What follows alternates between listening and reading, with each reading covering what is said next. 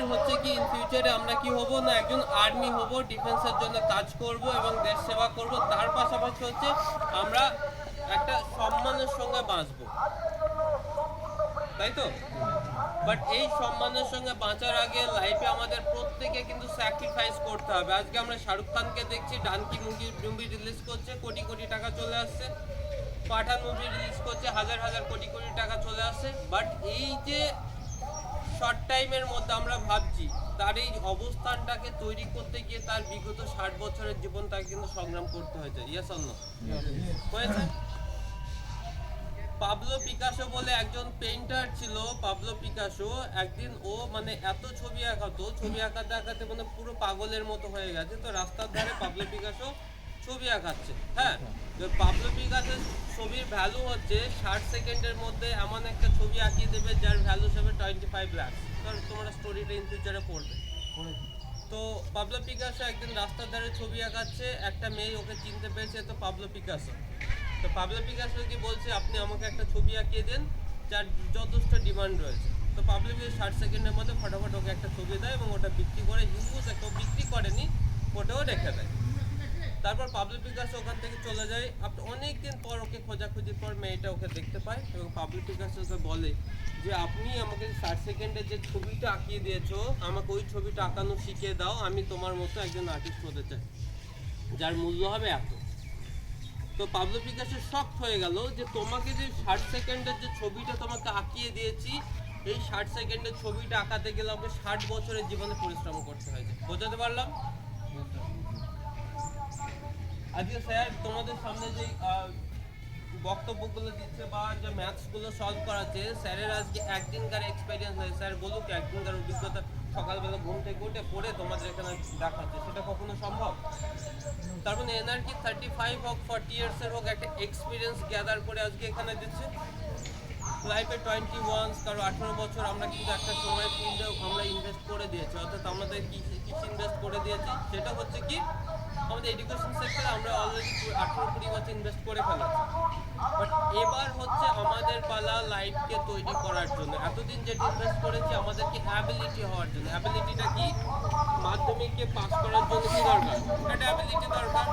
আর্মিতে apply, জিডিতে apply করবার জন্য একটা অ্যাবিলিটি দরকার, যেটা অলরেডি তোমরা কিন্তু ক্রস করে ফেলেছো। এবার তোমাদের সামনে যেটা রয়েছে সেটা হচ্ছে তোমাদেরকে এক্সাম ক্র্যাক করবে, এক্সাম ক্র্যাক করবার জন্য। বাট এখানে একটা কথা আমরা ইনস্টিটিউটরা বলে থাকি যে আপনি আমার ইনস্টিটিউটে ভর্তি হন, 100% সাকসেস। বাট স্যার আমরা যেটা প্রত্যেকে যেটা বাস্তব সত্যি কথা যেটা মেনে নিতে হবে সেটা হচ্ছে পরীক্ষায় যদি পাস করো তোমাদের ক্রিয়েটিভিটি 100%।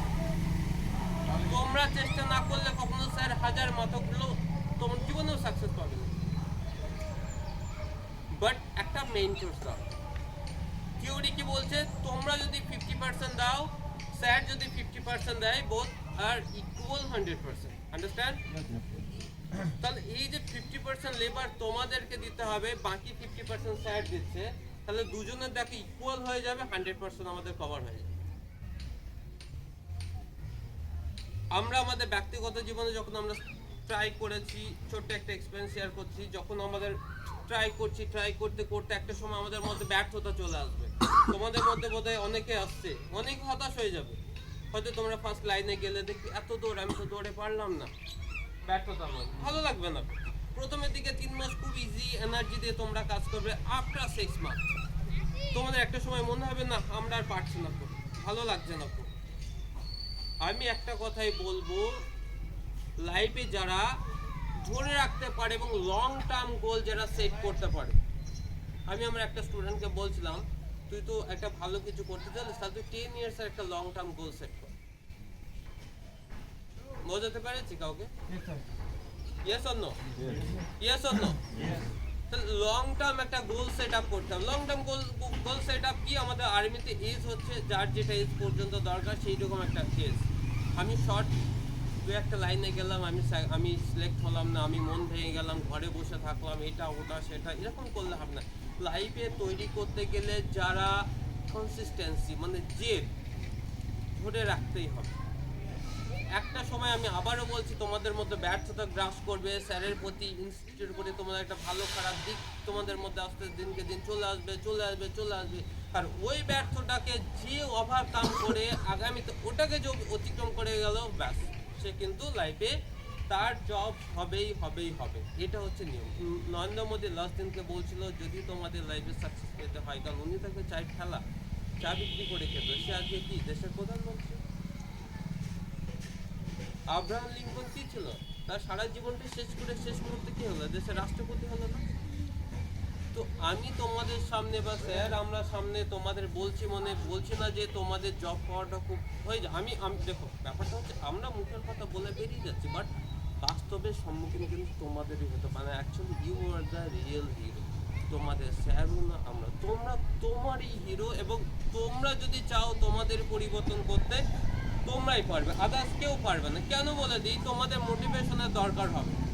মোটিভেশন, আমাদের তো একটা মোটিভেশন দরকার, একটা স্পার্ক দরকার হয়। দেখো থার্ড ল অফ নিউটনে কি বলছে, যে প্রত্যেক ক্রিয়ার সমান এবং বিপরীতমুখী প্রতিক্রিয়া রয়েছে, তাই তো থার্ড ল অফ নিউটন। এই কারণে রকেট কিন্তু উপরের দিকে চলছে, বাট তার আগে একটা স্পার্ক দেয়, আগুনের একটা ফুলকি দেয়, আফটার দ্যাট আগুনটা ঝরে, তবেই কিন্তু সে কিন্তু উপরের দিকে যাচ্ছে। তো আমাদের জীবনের একটা করে মোটিভেশন দরকার। মোটিভেশনটা কি, সেটা হচ্ছে প্রত্যেকের বাবা মা আছে পৃথিবীতে, বাবা মা ছাড়া নিঃস্বার্থভাবে কেউ কিন্তু ভালোবাসতে পারে না। Yes or no? Yes or no? এবং এটাও ঠিক, বাবা মা তোমাদের টাকার অতটাও ভরসা করে না, ওদের একটাই কথা যে কি না, সেটা হচ্ছে কি আমার ছেলে মেয়ে ভালো থাকলেই হলো, তাই তো? তাহলে আমরা যখন এখানে আমরা আসি বা দৌড়াই বা আস্তে আস্তে যখন আমরা স্টাডি করছি, একটার পর একটা পড়াশোনা করছি, বাট আমাদের একটা কথা, মূল মোটিভেশন হচ্ছে আমাদের বাড়িতে আছে। তোমরা প্রত্যেকে নিজের বাবা মার কথা স্মরণ করবে, দেখবে তোমাদের মোটিভেশনের স্যারদেরও দেওয়া দরকার, আমাদেরও দেওয়া দরকার, নিজের মোটিভেশন পেয়ে যাবে। আসলে মা বাবা যখন তোমরা আসো, দেখবে মা তাড়াতাড়ি করে রান্না করে তোমাদের দেবে, আমার ছেলে কিন্তু আজকে কোচিংয়ে চলে যাবে, দেয় কি দেয় না? দেয় তো? তাহলে আমাদের মেন মোটিভেশন হচ্ছে কিন্তু আমাদের বাবা মা। মায়ের দিকে তাকাও, বাবার দিকে তাকাও, তারা কতটা পরিশ্রম করে তোমাদের এই জায়গায় নিয়ে এসে একমাত্র তারাই জানে। তাহলে তাদের মুখে হাসি ফোটানোর জন্য আমার মনে হয় আমাদের পরিশ্রম করতে। আমি আবারও বলছি, তোমাদের বলে যাচ্ছি, মানে এটাই নয় যে তোমরা ইজিলি রান করে পাস করে যাবে। আমি শুধু এটাই বলছি, এটা চাকরি পাওয়াটা সত্যিই খুব চাপ, কিন্তু যারা লেগে থাকে তারা চাকরি পাবে, আমি বলে দিচ্ছি। কারণ সামনাসামনি হতে হবে, বাস্তবতার সামনাসামনি হতে হবে তোমাদেরকে, এবং বাস্তবতাকে মেনটেন করতে, এবং বাস্তবতাটাকে কি করতে হবে, কভার করতে হবে। তো সেই দিক থেকে তোমরা একটা বেস্ট, একটা খুব ভালো একটা মেন্টর পেয়েছো, স্যারের মতো একজনকে পেয়েছো, সেই মেন্টরকে তোমরা কাজে লাগাও, এবং আগামীতে তোমরা তোমাদের যেটা টার্গেট সেটাকে তোমরা ফুলফিল করো। মোটিভেশনের দরকার হলে বাবা মার মুখের দিকে তাকাও, তারা কত পরিশ্রম করে তোমাকে বড় করছে সেটার দিকে তাকাও। তার পাশাপাশি তোমাদের প্রবলেম হলে তোমরা তোমাদের প্রবলেম সলভ আউট করো। ইভেন আজকে থেকে আমি একটা অবশ্যই আজকে আসলাম, স্যারের সঙ্গে কথা বলছি, হয়তো কোনো সাবজেক্ট রিলেটেড ইংলিশ নিয়ে তোমাদের যদি কোনো প্রবলেম থাকে, স্যারের সঙ্গে কথা বলতে দিন, যদি আমি যদি কখনো সুযোগ পাই তোমাদের সেগুলো ডাউটগুলো ক্লিয়ার করতে পারি, স্যাররা যদি থেকে থাকে নো প্রবলেম। তো দিনের শেষে একটা কথাই বলবো, কোনো মোটিভেশন, সমস্ত কিছু দিনের শেষে আমাদের কিন্তু পড়াশোনা করতে হবে। আর পড়াশোনা কিন্তু সাকসেসের একটা ডিটেলস নম্বর, এর কোনো অস্ত্র নেই। বিশেষ করে আমাদের মতো সিম্পল ফ্যামিলির ছেলেদের উঠতে গেলে একমাত্র ভাব হচ্ছে পড়াশোনা। তো কি প্রবলেম, দেখো আমাদের মতো ফ্যামিলির ছেলেপিলেদের উঠতে গেলে কিন্তু একমাত্র স্টেপ হচ্ছে কি পড়াশোনা। তুমি পড়াশোনা না করলে কিন্তু কখনো তুমি আগাতে পারবে, ঠিক বলেছি? আর এটা হচ্ছে আমাদের কিন্তু মেন বেস। আর এটাকে তোমরা যদি ইউটিলাইজ করতে পারো, আফটার দ্যাট তোমরা কিন্তু তোমাদের লাইফে সাকসেসফুল আছে। বাট একবার তোমরা পেয়ে যাও, তোমরা সম্মানের সঙ্গে বাঁচবে, একটা গভর্নমেন্টের একটা সারা জীবন একটা স্যাটিসফ্যাকশন একটা আসবে, একটা ভালো প্রাউড ফিল হবে, এভরিথিং ইউ ফেস, মানে কী বলবো, সবসময় তোমার একটা আলাদা রকম। তো সেই প্ল্যাটফর্মে তোমরা দাঁড়িয়েছো, সেই জায়গায় তোমরা এসেছো। বাট আমাকে ছোট্ট কয়েকটি কথার একটা স্কোপ করিয়ে দিয়েছিলেন স্যার, এটার জন্য স্যারকে অসংখ্য ধন্যবাদ। বাট রাহুলের সঙ্গে আমার পরিচয়, তারপরেই আজকে আমার অনেকটা ব্যস্ততার মধ্যে আসা, বর্তমানে হাওড়াতেই থাকি। তো সেই হিসাবেই প্রত্যেকে তোমরা ভালো করো। এইবার আমি আসি ছোট্ট আমার কয়েকটি কথা নিয়ে। দেখো তোমরা NIOS সম্পর্কে তোমরা প্রত্যেকেই জানো, national institute of open school. যাদের হয়তো মার্কস কম আছে বা এইচএসএ সায়েন্স ছিল না বলে তোমরা টেকনিক্যালি অ্যাপ্লাই করতে পারছো না, তারা কিন্তু ইজিলি 1 ইয়ারের মধ্যে যাদের অ্যাবিলিটি আছে বা যাদের মানে কি বলবো এজ কম আছে, যদি মনে করে 1 বছরে তোমরা ব্যাকআপ দিয়ে তোমরা কী করে সায়েন্স এখান থেকে সায়েন্সে পাস করে তোমরা টেকনিক্যাল লাইনে যেতে পারবে, সেটা কিন্তু NIOS থেকে কিন্তু খুব সম্ভব। এবং এখান থেকে আমাদের সেন্টারে বিশেষ করে মানে ম্যাক্সিমাম স্টুডেন্ট 85 to 95% মার্কস পাই মানে NIOS থেকে, যার ভ্যালু হবে কিন্তু আমাদের স্টেট বোর্ডের যা ভ্যালু, NIOS ন্যাশনাল ইনস্টিটিউটের ভ্যালু দুটোরই কিন্তু সেম। এখানে কোনো রকম এদিক হয়ে যায়। সুতরাং যাদের মনে হবে যে আমার নাম্বার কম আছে, আমার সার্ভিস দরকার, আমার চাকরি দরকার, তারা ইজিলি কিন্তু তোমরা কিন্তু অ্যাডমিশন করতে পারো NIOS। ওকে, তো এটা হচ্ছে ব্যাপার। আর যাদের মনে করো আর্টস ছিল, সায়েন্সতে আমরা আর্মিতে টেকনিক্যাল লাইনে যেতে যাচ্ছি, বাট তারাও কিন্তু এখান থেকে সায়েন্স করে নিয়ে তোমরা কিন্তু পরবর্তী স্টেপ করতে পারো। কারো কোনো কোশ্চেন? এটা সবথেকে ভালো। কারো কোনো কোশ্চেন? এখানে আমি কোনো অ্যাড প্রমোট করতে আসিনি, জাস্ট এখানে এসছে একটা বাট তোমরা এগুলো ভাববে, যদি মনে হয় যে তোমাদের এগুলো দরকার, তোমরা কিন্তু সেটা কিন্তু ভাবতে পারো। যাদের এজের প্রবলেম আছে বা কারণ এখানে আধার কার্ড, যে আধার কার্ডটাই দেবে সেটা অ্যাপ্লাই করে দিলে হয়। ওরা যদি অ্যাপ্রুভাল করিয়ে দেয় তাহলে কিন্তু হয়ে যাবে। আমরা জাস্ট ওরা যে আধার কার্ডটা দেবে সেটা অ্যাপ্লাই করে দেবো। সেখান থেকে যদি ওরা যদি ছেড়ে দেয় তাহলে ওরা অ্যাডমিশন হয়ে যাবে। আর আধার কার্ডে যা বয়স থাকবে ওখানে আর কেউ করবে না। তো এটা একটা ভালো স্কোপ রয়েছে তোমাদের। দ্বিতীয়ত তোমরা চাইলে সায়েন্স নিয়ে তোমরা কিন্তু আবার নতুন করে টেকনিক্যাল লাইনে তোমরা। কারোর কোনো কোশ্চেন থাকলে বলতে পারো। বলো, কারো কোশ্চেন থাকে? বলো, একা একা বলতে যাবো। হ্যাঁ, কত ভর্তি হলে কি লাগবে, কেমন করে ভর্তি হবে, সব ভর্তি জিজ্ঞাসা করো। সেমিনারে স্যারের সঙ্গে বা দাদার সঙ্গে কথা বলে নেবো। সাবজেক্ট কি কি আছে সব জিজ্ঞাসা করো। তোমাদের এমনি সায়েন্স পড়তে গেলে physics, chemistry, biology, math, English, তোমাদের পিওর সায়েন্স থাকবে। কেউ যদি মনে করে বায়ো সায়েন্স নাও, বায়ো সায়েন্স লাগে না। টেকনিক্যাল লাইনের জন্য ম্যাথ সরি মাস্ট। হ্যাঁ, ম্যাথ। হ্যাঁ, মানে পিওর সায়েন্সই থাকবে। ম্যাথ কথা ইংলিশ বলে আছে, থাকবে। হ্যাঁ বাস পিওর সায়েন্স। মানে মানে কি বলবো, ফিজিক্স, কেমিস্ট্রি, বায়োলজি, ম্যাথ আর হচ্ছে বাংলা, ইংলিশ, টোটাল 6টা সাবজেক্ট। আর মাধ্যমিকেও তাই। মাধ্যমিকে যদি তোমরা নিতে চাও যে ভালো মার্কস দরকার, সেখানে মাধ্যমিক 85 to 90% এখানে তোমরা পেয়ে যাবে যা যা সাবজেক্ট থাকবে, কোনো সমস্যা নেই। এটা বলা থাকলো। টোটাল খরচ কত হবে?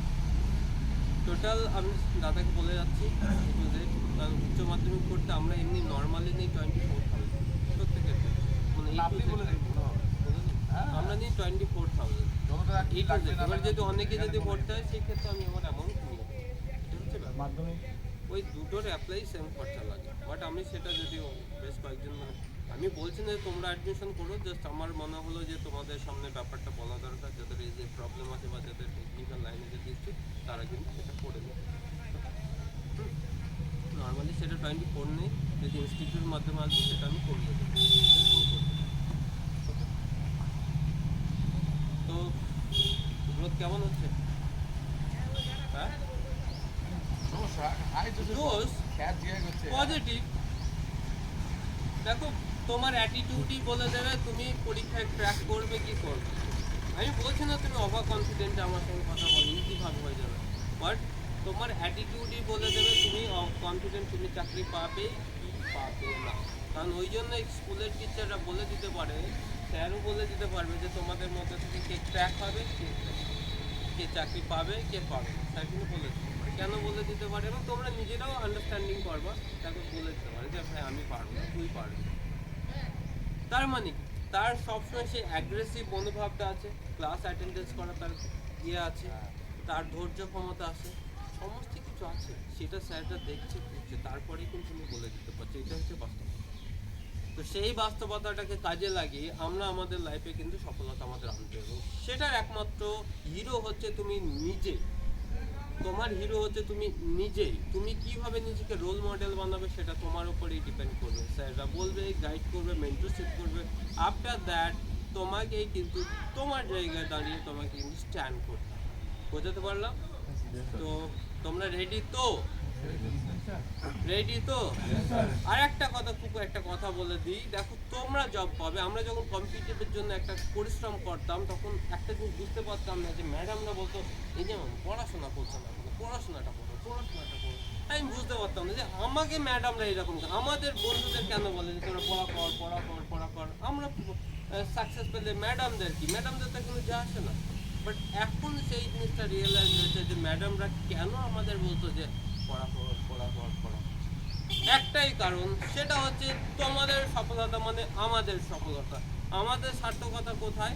তোমরা জব করবে, দাদা কখনো বলবেন না, স্যার কখনো বলবেন যে আমাকে পার মান্থ 5,000 টাকা কি 10,000 টাকা দাও। বাট দিনের শেষে স্যার একটা কথা দেখাবে, তোমাদের একটা সুন্দর একটা ছবি হবে, হেডিং হবে, নিচে লেখা থাকবে ডিফেন্স একাডেমি থেকে আমার স্টুডেন্ট এখান থেকে কোয়ালিফাইড হয়েছে। এটা হচ্ছে ব্রাঞ্চের সফলতা, এটা হচ্ছে ব্রাঞ্চের মুখ। তো আজকের মতো এখানে প্রত্যেকে ভালো থেকো, কারণ কোনো কোশ্চেন থাকলে